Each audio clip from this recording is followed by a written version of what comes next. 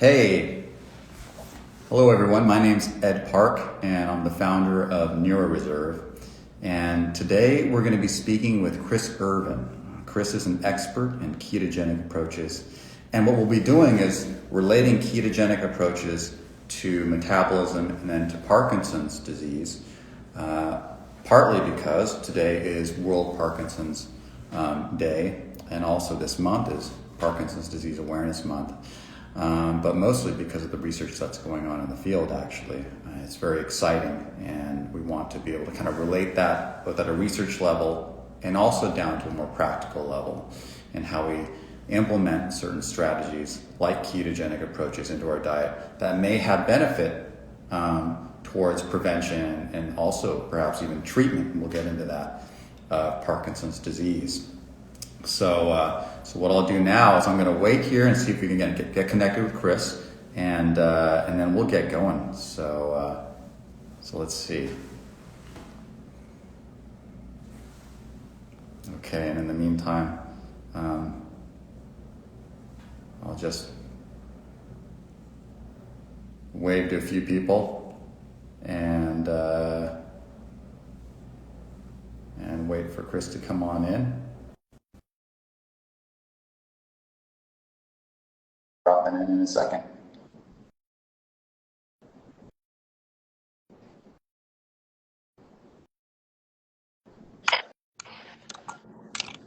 Hello. Hey, Hello. Chris.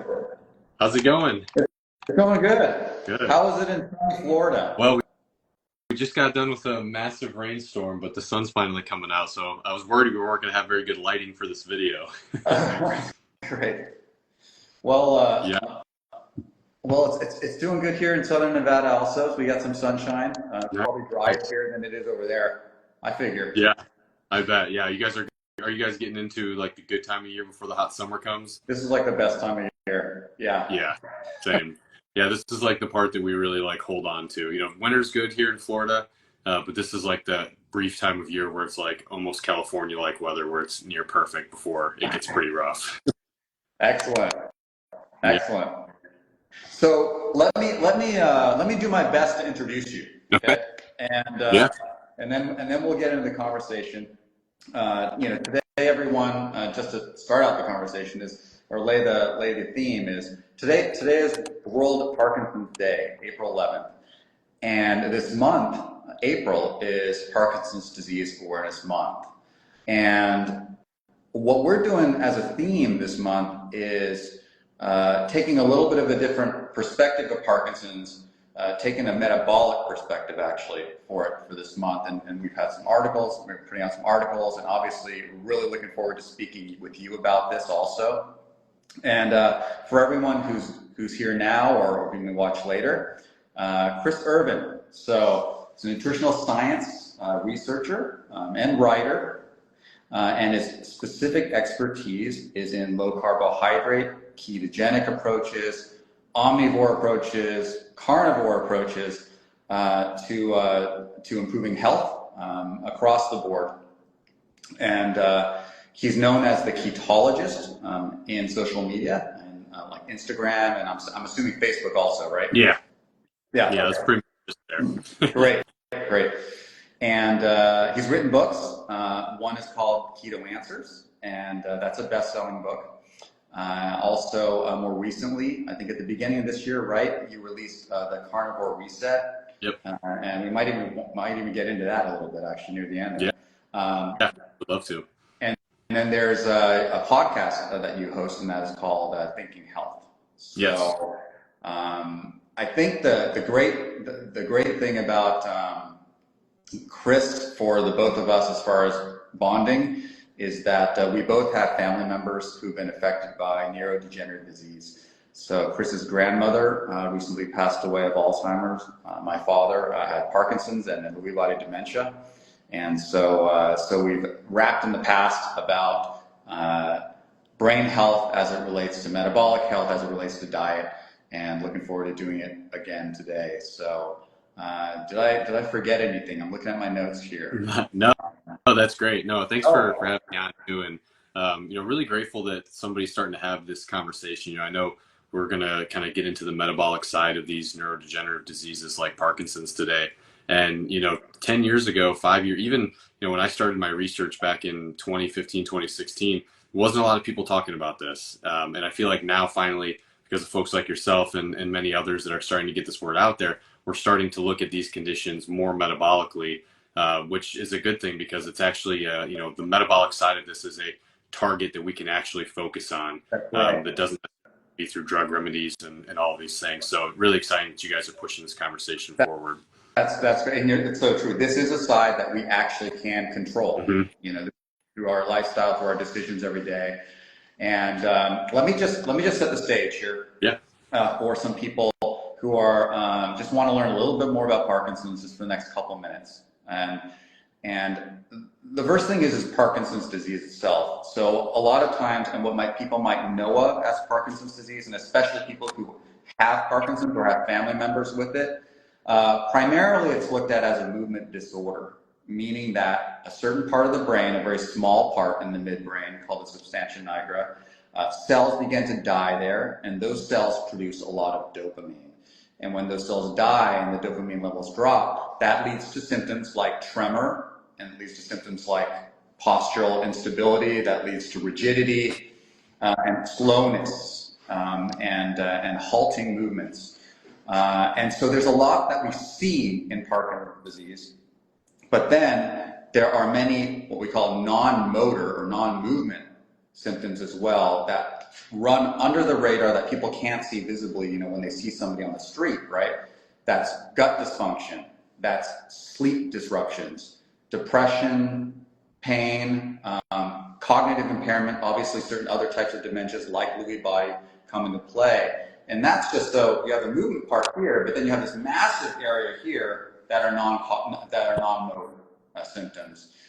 And there's a lot of information out there that's come out, right? And a lot of research that's pointing towards higher risk factors, such as exposure to herbicides and pesticides that could lead to potentially higher risk of Parkinson's. And also obviously repetitive head injuries. Many people know of Muhammad Ali, who had Parkinson's disease. He's one of the most famous boxers and other contact sports that could potentially increase risk of Parkinson's. But now leading into our conversation here, Chris, the biggest factor that all of us share is diet. And that's not like, pesticides and herbicides, exposures that maybe are more common in the farming community and not necessarily in other areas, right? This is something that everybody's exposed to, is diet. And so I'm going to do like a 20-second thing here on diet discussion, but it seems like today we have multiple times eating a day, excess carbohydrates built into it, and it all traces the rise in Parkinson's disease, which is growing much faster than many other chronic diseases, has been tracing along with the growth of basically commercial agriculture over the past 50 to 80 years, and just kind of like big corporate food, and that sort of a structure that's been building over time. So, and that all hits the metabolic side. So I think, I just wanted to set the stage there, and also to say that this was originally pushed a lot by a neurologist researcher out in New Zealand named Matthew Phillips. He's still doing a lot of research in this area of working in metabolic approaches to treat neurodegenerative diseases. But also most recently, and we could get into this later, and that is the NIH just released a study, just literally this month released a study on taking a ketogenic approach to treating Parkinson's disease. So this is no longer some fringe thing anymore. This is definitely moving into research, and they're finally catching up, as you were saying, Chris. So that's kind of like my lead-in, I guess, but I want to just focus on a conversation with you now, and that is just to start out, to help people understand, how would you describe what is metabolism? Because that's a big word for a lot of people, right? And it's also a very amorphous word, so what is metabolism, and what's wrong with the modern diet today with respect to metabolism? So yeah, no, it's a great question. And I'll say too, like the reason what metabolism is important is because all of those things that you just said, that can contribute to the symptoms and the progression of these neurodegenerative diseases like Parkinson's, they all play a role on metabolic health and metabolism. So even things like you talk about Muhammad Ali with the repeated head trauma, we know that concussions alter metabolic health in the brain. You talk about the pesticides and the herbicides, we know that those have an impact on our metabolic function. So, diet is one part of it, but, the reason why diet is relevant is because of this metabolic health piece. So, when we're talking about metabolism, the easy way to look at it is it's our body's ability to break down the foods that we consume and convert it into energy for ourselves to use either in the present or store for later use down the road. So, most often we associate metabolism with weight.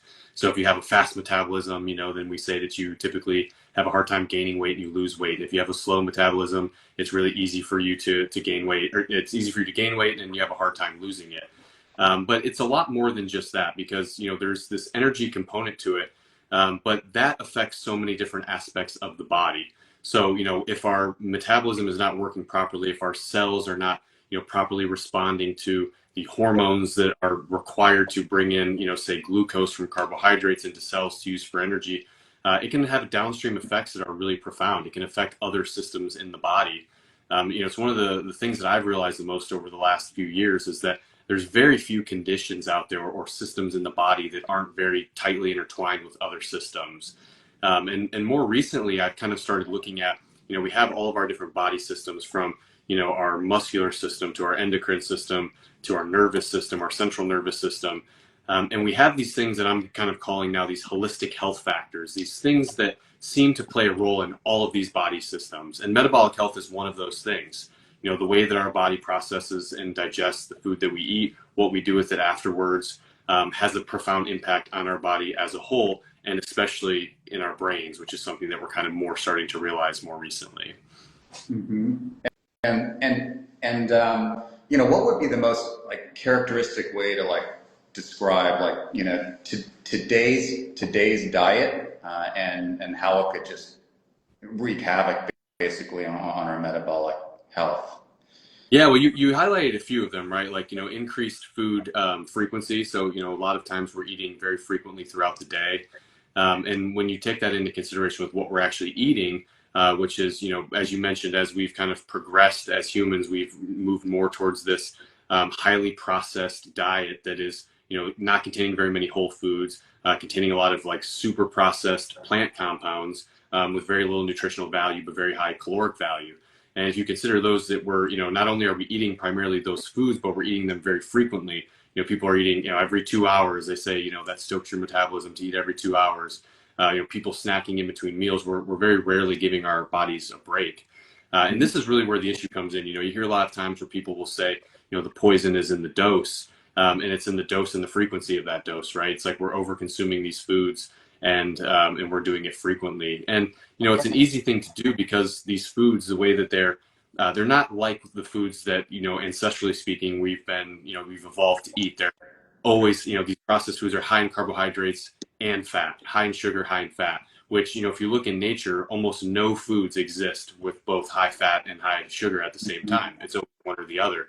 And when you put those two things together, not only do you have a really energy dense food that can lead to, can just lead to high calorie intake, but it also hyperjacks our palates and makes us hungrier and makes us crave these things, so we continue to overeat them.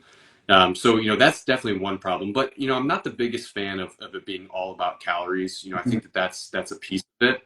But there's a lot of other factors as well. And you consider, like you mentioned, the fact that we're consuming foods that have a lot of pesticides in them. Even if you don't live in an area that has in a farming community where you're getting direct contact with these things, we know that a high percentage, almost all of Americans, have glyphosate, which is one of these chemicals in their blood in some manner. So it's finding its way to you regardless of where you live. Seed oils is another big one. There's a lot of talk about seed oils, and some people think that they're not a big deal because we don't have these randomized controlled trials saying that they're bad for us. But what we do know about these things is that they're high in omega-3 fatty acids. They're not very strong. They don't stand up to heat very well. They become damaged, and they have an ability to house themselves in our cells, in our bodies, and actually stay there for a really long period of time. And those have a profound impact on metabolic health. We're starting to see some more cell and animal studies showing us that those can, be progressing insulin resistance and type 2 diabetes and other metabolic syndromes, which, by the way, are all kind of things that can lead into these neurodegenerative diseases. So really, it's the standard American diet as a whole is a recipe for an increase in chronic diseases, which encompasses Parkinson's and these other neurodegenerative diseases you mentioned. And so a lot of people who may watch this, especially in our audience, they may not know what a ketogenic ketosis and ketones and a ketogenic diet is, or what happens, in this sort of switch from glucose to ketones. And can you explain that, just the basic, kind of science behind what are ketones and how that leads to ketosis? And yeah, absolutely. So, ketosis is just an alternate metabolic state. So, for a lot of us, especially us eating, if you're eating the standard American diet, your metabolism is primarily running on glucose for fuel. So you're eating a lot of carbohydrates. Those carbs are broken down into glucose. Your body produces insulin. Glucose, becomes your primary fuel source.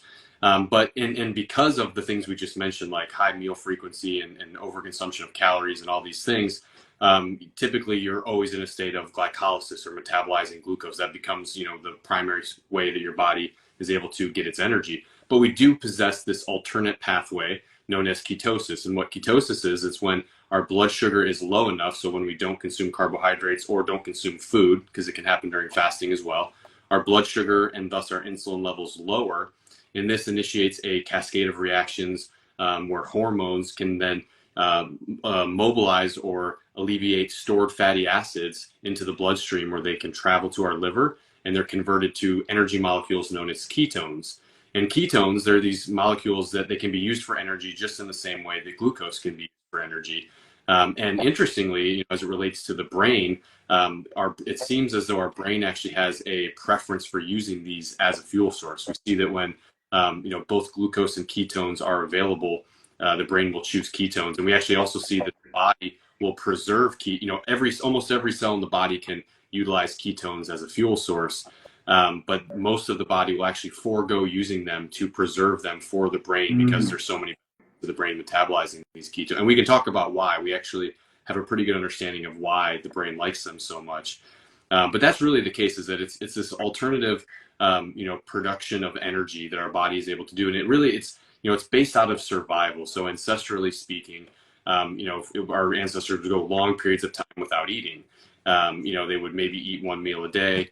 They would go through seasons in which they wouldn't have access to as many foods, and they needed to have an ability to still produce energy. And ketosis was kind of the way of doing that. And what's interesting for us today, a lot of people look at that and say, well, oh, that's a survival diet. It's a diet that puts a lot of stress on our bodies. But what we're seeing is that this way of eating, while it may seem extreme to what is, considered the standard diet today, this way of eating has a profound effect on a lot of chronic diseases, especially those chronic diseases that are related to metabolic issues. I see. Okay, and I want to focus in on a couple things here that you mentioned earlier, and that is there are two ways you mentioned to go for the body to produce more ketones as an energy source, and you mentioned one is it's basically fasting or not eating for a while, right? And the other one is essentially you went towards diet, right? So can you go into first how ketones are produced when people are fasting, and what that means? What does fasting mean, actually, right? Because there's, some people use the term intermittent fasting, some people use the word time-restricted eating, so let's get into that a little bit and help people understand it. Yeah. Yeah. So I think to really understand, we have to look at that ketosis is something that it's not like necessarily an on-off switch. Ketosis can be happening to varying degrees, right? So, there's actually three ways in which you could induce some degree of ketosis. Fasting would be one of them.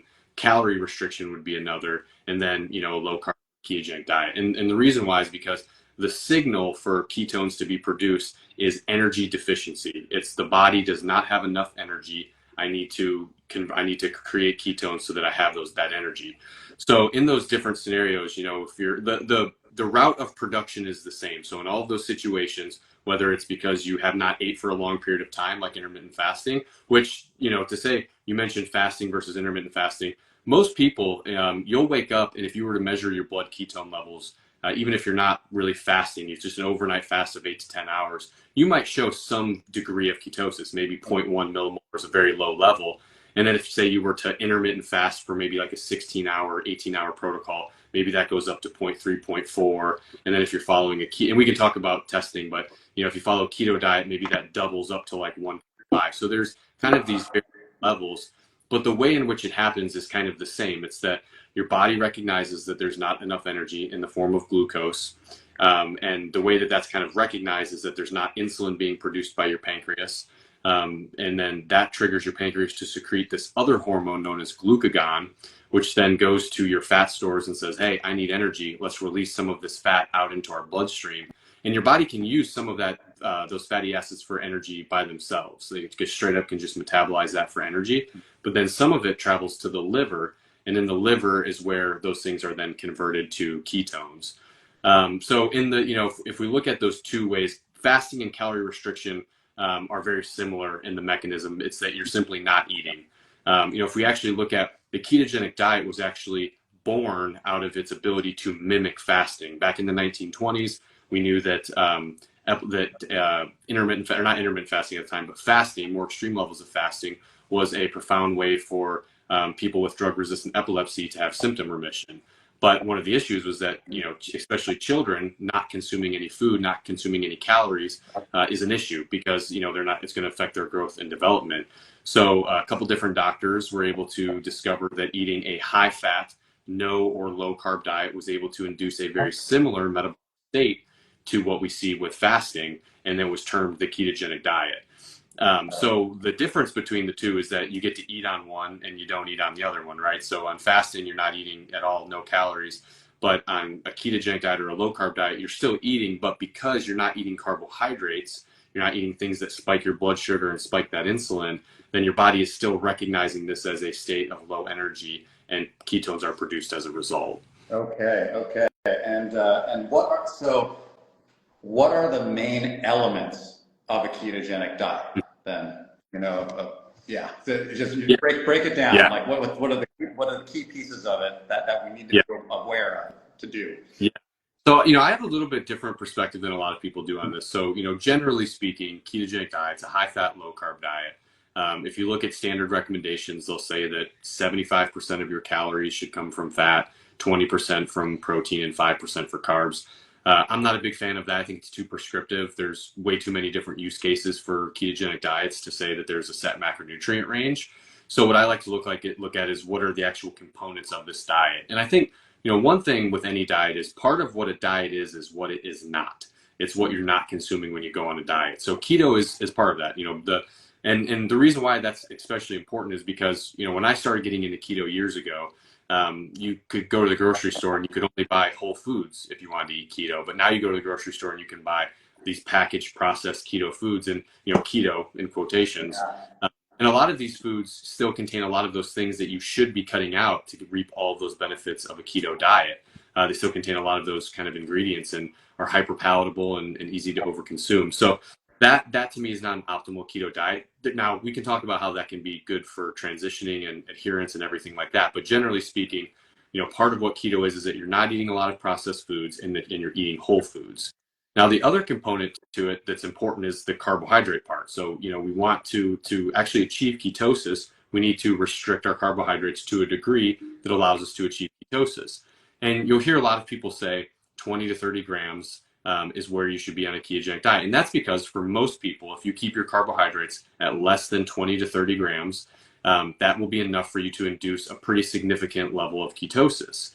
Now, the one thing I'll point out, kind of along the line of personalization, is that the degree in which you need to be in ketosis varies from individual to individual and based on what they're trying to use it for. So in these cases like Parkinson's or neurodegenerative diseases, where these ketones have this profound effect on the brain, we would probably want to make sure that we're restricting those carbohydrates to a degree that allows for that high ketone production to then fuel the brain. But for somebody else who's just trying to maybe say lose weight, or somebody who is maybe just trying to get some minor ketosis for exercise performance, they may not need to restrict carbohydrates to the same degree.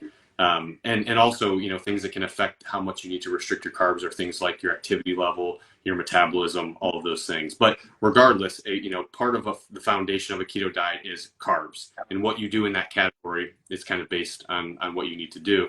And then the other side, the other two, we look at the macronutrients. Fat, I think, is kind of the most it's kind of the biggest misconception in the keto space. Everybody thinks that keto has to be a high fat diet. You have to eat a ton of fat. And this misconception comes from the thought that if you eat more dietary fat, you will have higher levels of ketones because of that process I just talked to you about. Fat gets converted to ketones. But what we've kind of learned is that most of the ketones that our bodies produce come from stored fat. It doesn't really come from the fat that we eat in our diet. The fat that we eat in our diet is either quickly metabolized for energy or it's stored to later call upon for something like ketone production.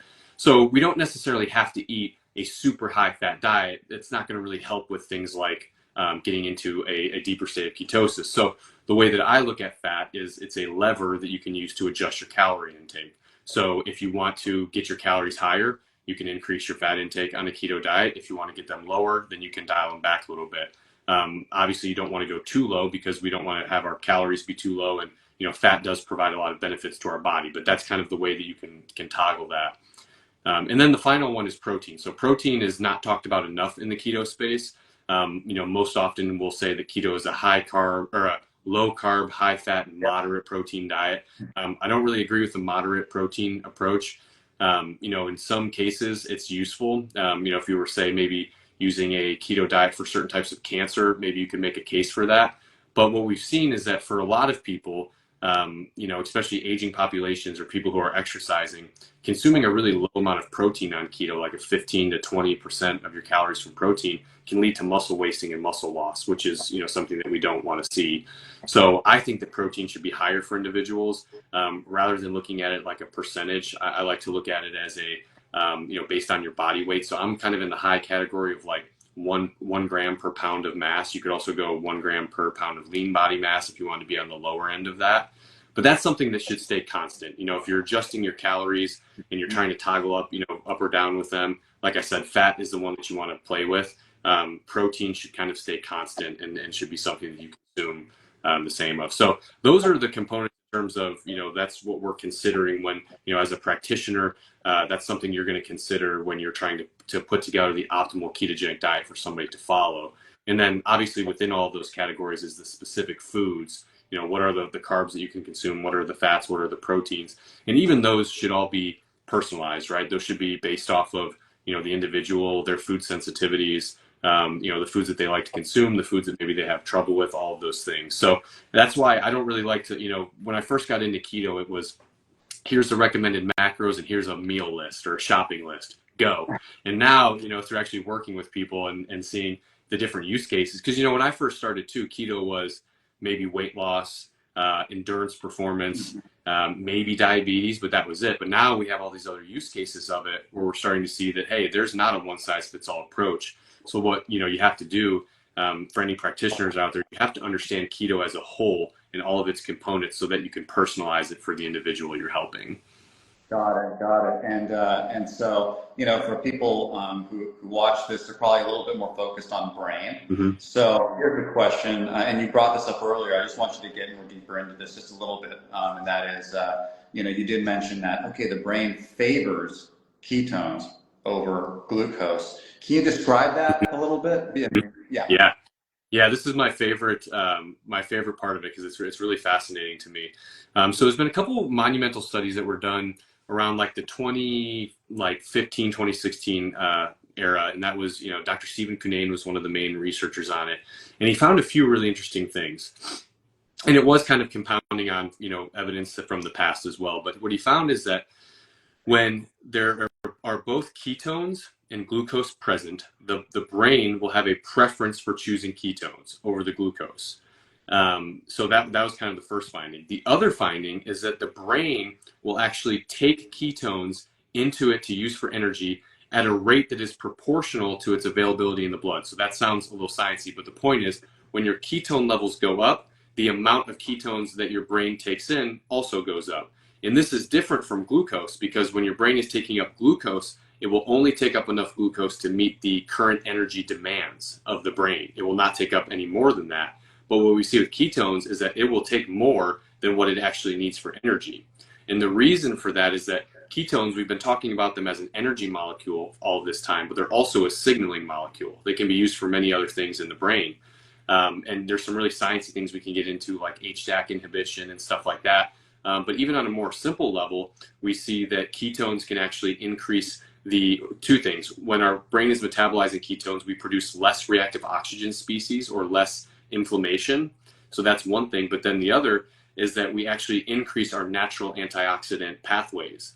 So ketones, when our brain is metabolizing ketones, we actually funnel things like glucose that is still available in the blood down different pathways that can increase, say, our glutathione production, our natural antioxidant production. So what we see is that the brain seems to have a very, ketones have a very anti-inflammatory effect on the brain, a very, anti-neuroinflammation, which when we look at these conditions, like, ranging from simple brain fog and depression, I shouldn't say depression is simple, but, those conditions ranging all the way up to severe, schizophrenia and Parkinsons and all these different conditions of the brain, we see neuroinflammation being a component there. So the brain, really likes ketones for that reason. So it's a lot of, so there's a lot of things going on there. But I think the thing that's important to keep in mind is that when we look at metabolism, we talk about poor metabolic health. One way to look at poor metabolic health is insulin resistance is a way to talk about. And this really relates to Parkinson's in a big way. So when our bodies are continually metabolizing glucose for energy, the way that happens, carbohydrates broken down to glucose, signals the pancreas to secrete insulin. Insulin goes to our cells, says, open up the door, bring in the glucose so I can use it for energy.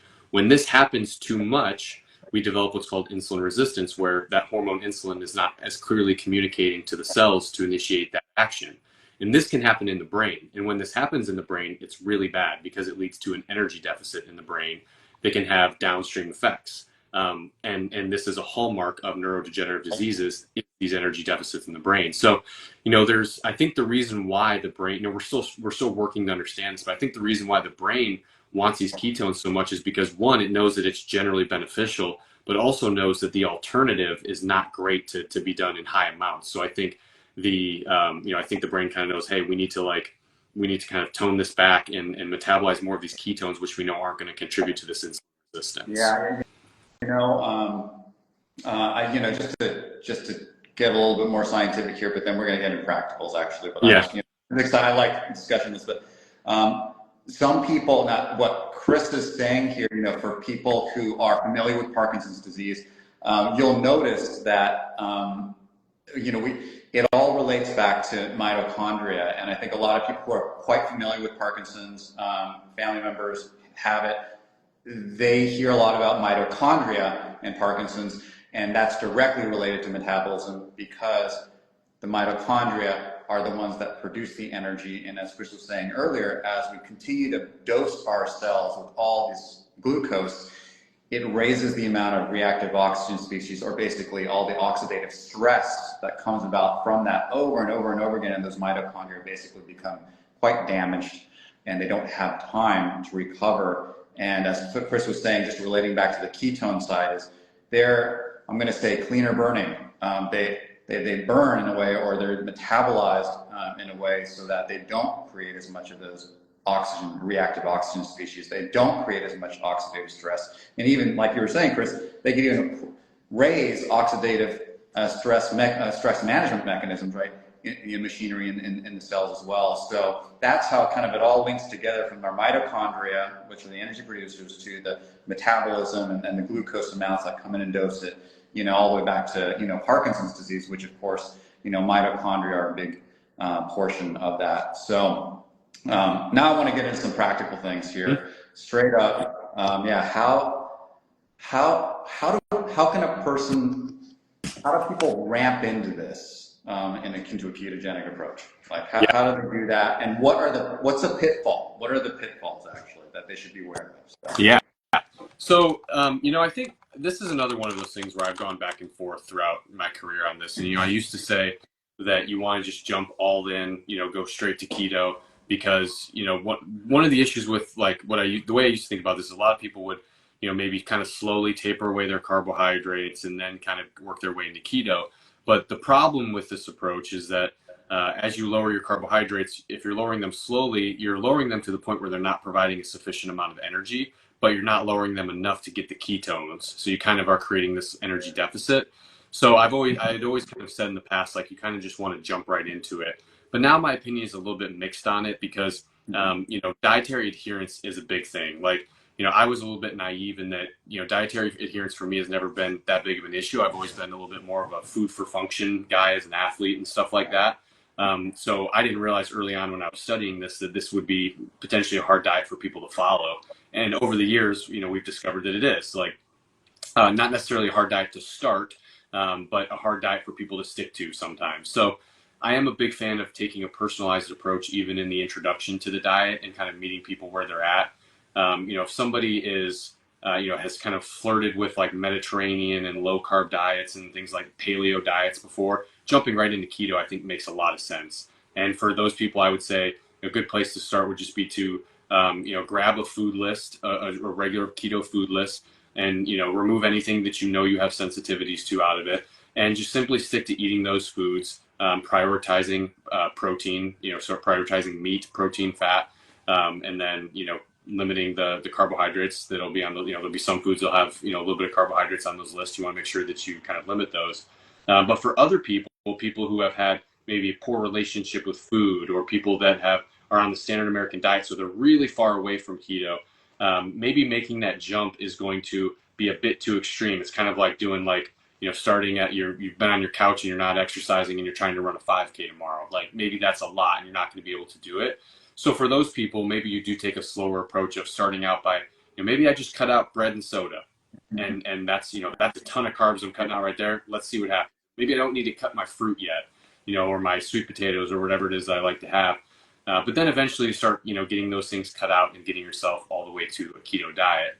Now, when we're talking about pitfalls, there's a few pitfalls. So one of them I mentioned already, which is protein. We don't want to be under consuming protein.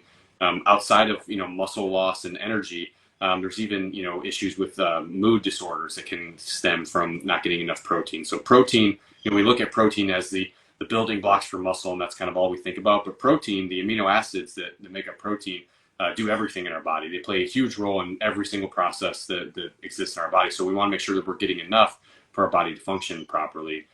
So that's one of them. And then the other one is not consuming too many of these processed foods. So we talked about that too, but there's a lot of these hyper-processed, keto-friendly, low net carb foods that you can get at the grocery stores. And to give people an example, I tested, there's one food on the market that was, 3 grams of net carbs, marketing itself as keto. And I consumed it, tested my blood sugar. My blood sugar doubled. It went from like 82 to like 160. So, their food science has caught up and has figured out how to make the label look keto without the food actually being keto. So we want to be careful of these things, not over consuming these foods. And even outside of those foods spiking your blood sugar, the other side of it is that they're not as nutrient dense. So there's a big difference between eating a steak and broccoli and eating a keto-friendly protein bar or a keto pizza or something like that. Your difference in nutrient density is pretty big. So that's, those are 2 big pitfalls. And then the last one, and this is kind of a general tip when you're getting started with keto, is focusing on hydration and electrolytes, which generally, having strong electrolyte balance and hydration, that's actually, when I talk about my holistic health factors, that's actually one of them as well, because hydration and electrolyte balance plays a huge role in nearly every process in the body. But specifically on low carb diets, what we see is that when our body's not producing a lot of insulin, we actually don't retain water as much. And it's a good thing that we're not producing as much insulin in this case. But the potentially negative downstream effect is that we're not retaining as much water, and thus also dumping electrolytes. So anybody who's ever looked into keto, you've probably heard, keto flu or carbohydrate withdrawal syndrome and things like that. What that is 99.9% of the time is it's electrolyte deficiencies, which can cause things like impaired mood, low energy, muscle cramps, muscle fatigue, constipation, brain fog, all the, trouble sleeping, stress, all of these different things. So staying hydrated and supplementing with electrolytes. And I say supplementing because I do think, especially when you're starting out, you can get electrolytes through whole foods. You should salt your food on a keto diet. You should look at consuming other, like eating things like mixed nuts can be a good source. Salmon can be a good source of some of these electrolytes, avocados. But it's hard to get a lot, especially if you're somebody that maybe you're active, you're exercising, or you live in a place like Florida where you're like I'm sweating right now in this office. You have a higher need for electrolytes in those cases. So for a lot of time, I recommend, you should look at an electrolyte supplement that's going to be dosed a lot higher than maybe what you could get in your diet. So those are kind of the three biggest pitfalls and kind of tips for people starting. Okay, and thanks for going through that, because that's like really, just important for people to know up front.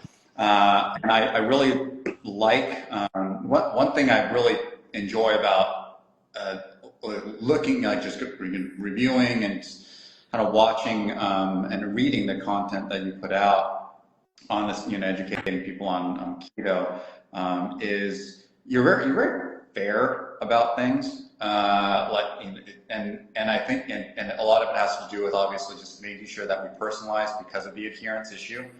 And I know probably some people are probably thinking about this question at least, but I want to bring this up, and that is, how do you handle fiber intake on a very low carb diet regimen? Because obviously, at least in our standard diets, right, in the standard diet, one of the biggest sources of fiber intake typically is in grains, right? So how does that work? How does fiber work, and what are your thoughts on that? So, oops, sorry, a little bit of a you cut out a little bit. Okay. But yeah, in terms of fiber, yeah, so it's if you follow my stuff, you'd probably be you'd be curious what I'm going to say here, because we talked about carnivore. I published a book on carnivore this month, or a couple months ago, which is obviously a no fiber diet. But I'm generally speaking, when it comes to nutrition, you mentioned me being fair. That's something that I really strive to do, because I'm not a one size fits all approach. I used to be when I was early on in my career, but now you realize that like all of these diets are tools. There's not one way that anybody should be eating. Fiber is not good or bad. There are, like if we look at the carnivore diet, we see that fiber is not great for some people, especially people with autoimmune conditions or people that have dysfunctional guts. Fiber is harmful for them. So in that case, I'd say, fiber is not a good thing. For people who have optimal, or guts that can tolerate fiber and they're not having issues with it, it can be a great thing. It can help in a lot of different ways. So, one thing I would say is that we have to assess our body's own abilities to metabolize fiber, to actually utilize fiber. What impact does it have on us? It's not fiber, like I said, fiber is not always a good thing, but in many cases it can be. So if we're looking at like a keto diet, and we're looking at, we're still wanting to consume fiber, we know our body tolerates it pretty well. That within that 20 to 30 grams of carbohydrates that you can consume, that is enough to meet, or at least get pretty close to the recommendation. I don't know what the recommendations are on fiber now, if they've changed. Maybe they're 50 grams a day. And I think when I was going through school, it was like 25 or 30. Right? Or something like that. Yeah. Yeah. So it's enough, right? Like, when you're eating a keto diet, those 30 carbs are going to come from vegetables. Maybe you have like, some low glycemic fruits. But for the most part, those are going to come from vegetables. So you're going to be getting fiber from those. So there is still plenty of room for that. And the thing about fiber too is that, if you're somebody that knows that you do better with fiber and you want to have more of it, you can go over that 30 grams if it's with fiber. And when I say fiber, I will make a caveat. I'm talking about naturally occurring fiber. I'm not talking about soluble corn fiber or tapioca fiber that's found in these protein bars that are on the market. Some of those are okay, but it is a little bit, I wouldn't say have 100 grams of those, because that's going to have a different impact on you. But when we're talking about fiber coming from broccoli and stuff like that, you could go over that 30 gram amount. And the reason why is because fiber is not going to spike your blood sugar. It's primarily the gut. It's not going to lead to an increase in blood sugar or insulin. So it's not going to kick you out of ketosis. So definitely still some room for fiber within a keto diet. Okay. Got it. And okay. So here's another practical question for people. How do you know you're going into ketosis? Are you expected to feel a certain way, or just go into that maybe if they want to get really crazy about it, or not, it's not really crazy, but really more intense, is that how do you test for it? Things like that. So. Yeah, for sure. So a couple different ways that you'll kind of know. There's the negative side of what you can feel. So if you're somebody who doesn't supplement with electrolytes or anything like that, you'll feel some of those keto flu symptoms.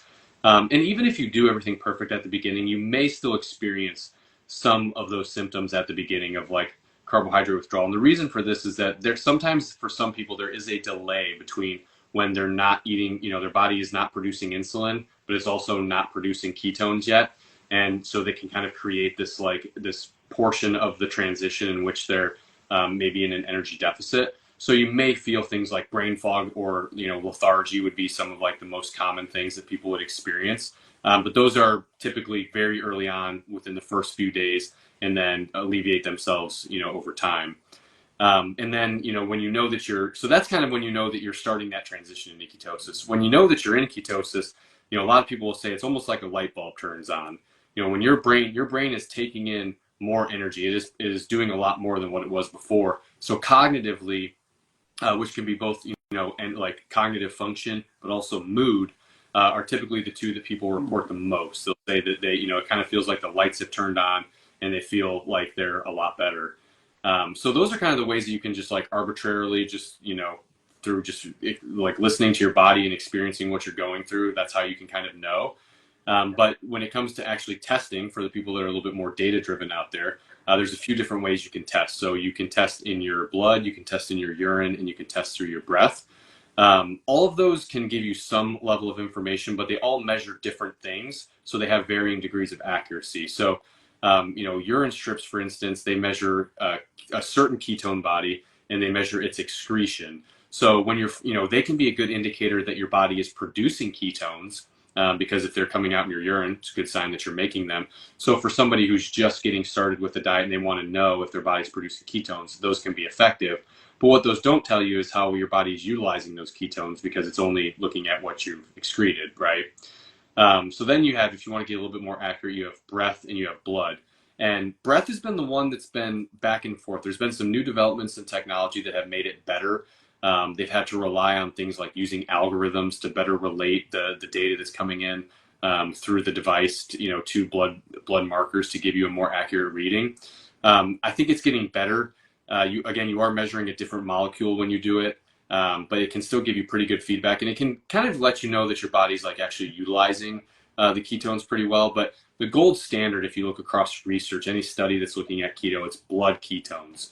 So you can measure blood ketones with typically the same devices that you use to measure your blood sugar. You just use a different strip that's specific for ketones. It contains a ketone enzyme to read it, and you can test that way. There are some really interesting innovations going on in biotech right now where we're looking to get, and I think I don't know if they've been approved in the US yet. I think they've been approved in Europe, but similar to the CGMs, the continuous glucose monitors, getting continuous ketone monitors in which we could monitor our ketones in real time. Again, still through the blood, but rather than having to prick your finger every time to get it, you could actually measure it, in real time.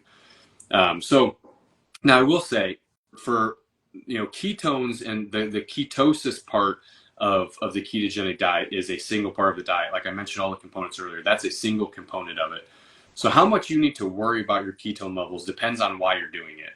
So for somebody, like we talked about epilepsy as one of the first ever use cases, for epilepsy, for keto to work for that, you need to have really high levels of ketones. So measuring your ketones frequently, making sure they're staying above a certain level would be really important for that. Somebody who's doing keto because they want to drop 10 pounds before summer probably doesn't need to be monitoring their ketone levels all the time. Probably not a big difference, in their ketone, not a big difference between 0.5 and 0.7 millimolars, which is like what the reading mechanism. Probably not a big difference in the way that they feel for that. But if you're somebody who, we're talking about these neurodegenerative conditions where, maybe you don't have to be super high ketones to survive, but having elevated ketones would be beneficial. Those would be conditions also where you'd want to be kind of paying attention to it. And the last thing I'll say about testing too, one nice use case of testing is that you can kind of figure out what your optimal ketone range is. So a lot of people, you look at research and some people will say, you're in ketosis if you're over 0.5 millimolars or 1.5 or higher, some people will say. But again, just like everything, it is personalized because it doesn't matter necessarily what's in the blood. It matters what your body is actually utilizing. So one of the interesting things that you can do with testing is you can figure out your own optimal ketone range based on the reason why you want it. So for example, for me, I like to be in ketosis when I do things like a podcast, or if I'm doing a speaking engagement, or if I'm going to be doing like a deep work session of a lot of writing. And for me, I know that where the light really turns on for me is at 0.7 millimolar in my blood. That's kind of the marker where I know like I experience significant boosts in cognitive function. And because I know that, and I can kind of pay attention to what is the steps I need to take to get there. So I know that if I fast for 16 hours, that's a great way, fasting and supplementing with maybe some MCT oils, which get converted to ketones, that can get me to 0.7. Or, maybe if I'm in a pinch and I don't have time to fast, I could take exogenous ketones or supplemental ketones, give myself a boost to get to that level that I know is where I want to be. So that's kind of the nice part about testing is you can figure out, if you're an athlete, you can figure out what is the range that I am experiencing the best endurance or the best exercise output. If you're doing it for brain health, you can figure out what is, the level in which my mood is best, or I have the most energy or best cognitively. So a lot of benefits to testing, but not something that you have to obsess with if you're not into it. That's great. That's a great way to, put it. And, so for people, if you're thinking about this, as Chris was saying, there's a couple ways you can tell if you're going into it. There's actually a little valley of death you're talking about where, you might not feel the best at all. You might have an energy deficit. And that actually might be a good sign that you're actually beginning the transition. So, you might want to stick with it to see if, there's that bump up and the light turns on, right? And then there's, of course, that light turning on. And I really like how then people can then maybe use some of these tools like urine strips or blood strips to kind of find out, well, where do I feel the best? And that's where I want to be. And what did I do to get there? And so they might not even have to test anymore because they just know what steps they need to take to get there, right? So, really, really practical. Thank you. And, just wanted to, I know I think we're at about a little half an hour or so now. So, I'll just start to wrap this up here and just remind people that, when we're talking about ketogenic approaches, blending them in, it's not a one-size-fits-all. As Chris was mentioning, there are many ways to blend it into whatever diet you're in now. And of course, there's lots of evidence out there for the Mediterranean or modified Mediterranean diets as being beneficial for brain health, either, from a treatment standpoint even, and also definitely for a prevention standpoint. But we can blend these concepts in because especially for Parkinson's disease, as we're learning, and so many other chronic diseases, quite frankly, these have massive metabolic components, and making sure that we optimize that is going to be extremely important. Ketogenic ways or methods are one way to do that. And so I guess for people who want to look into it some more and see if it's right for them and try it out, what are some resources that they can go look at? And obviously they should be looking at the Ketologist, which is your handle on Instagram and Facebook, et cetera. What are some just good basic beginner resources that people can start to look at? Yeah, I mean, there's some really good books out there. I think the one that is lays a pretty decent foundation for it is I think it's called The End of Alzheimer's by Dr. Dale Bredesen. So like that's a good resource to look at. If you're into reading books. But one platform that's really emerging as a leader in the education in this is Metabolic Mind, which Dr. Brett Scher, if anybody's familiar with him, I think he's the chief medical officer over there, and they're talking a lot about disorders of the brain and how metabolic health relates to these things. I think their basis, a lot of it is kind of stemming out of more mental health disorders, but I think they're kind of really covering the whole gamut of how metabolic health impacts the brain. So they have a great YouTube channel with a ton of really good information, breaking down studies and highlighting different things, and a lot of stuff specifically about the keto diet. So those are a couple really good sources. And then I don't think that there's any specific like keto for brain health like books that are out there yet, but there's a lot of ones that you can kind of look at adjacently to it, like Dr. Chris Palmer published Brain Energy, which is, it's looking more at, again, kind of the mental health side of things, but it covers this relationship between metabolic health and brain function, which is kind of the core thing of what we're talking about here. So those are a few of the resources, but I'd say Metabolic Mind is definitely the best for people to check out. Okay, great. And also, where else can people follow you? Yeah, so Instagram is where I do a lot of my work. I've been a little slow on there lately. I had a pretty big knee injury a couple months ago that's kind of kept me on the shelf for a while. So, but I should be getting back into content producing soon now that I'm a little bit more mobile. So I have that, and then I have a newsletter on Substack that's a Thinking Health newsletter. So I do a lot of just writing little pieces, kind of thinking a little bit more philosophically about health is kind of the point of that. And then the podcast you mentioned at the beginning of this, the Thinking Health podcast, also been a little bit of a hiatus this year on that as well. But hoping to ramp those things up here in the near future. But for anybody that has any questions about this stuff, feel free to shoot me a DM on Instagram. That's where I'll primarily be checking things. So I'll be happy to elaborate on anything else if you have questions, or point you in the right direction if you're looking for help. Awesome, Chris. Well, thanks so much for joining here and for explaining just these basic building blocks of ketosis, ketones, ketogenic approaches, building them in, especially for Parkinson's Disease Awareness Month and this day, and just keep plugging along. I mean, you have just great educational resources you're placing out there, and I do hope your knee feels better soon. Thank you. But anyway, for everyone, thanks so much for joining. For everyone who watches later on, thanks so much, and let's just keep our brains and our metabolism healthy. Yeah, thanks for having me. Appreciate it, guys. All right, thank you, Chris. Yep. Bye.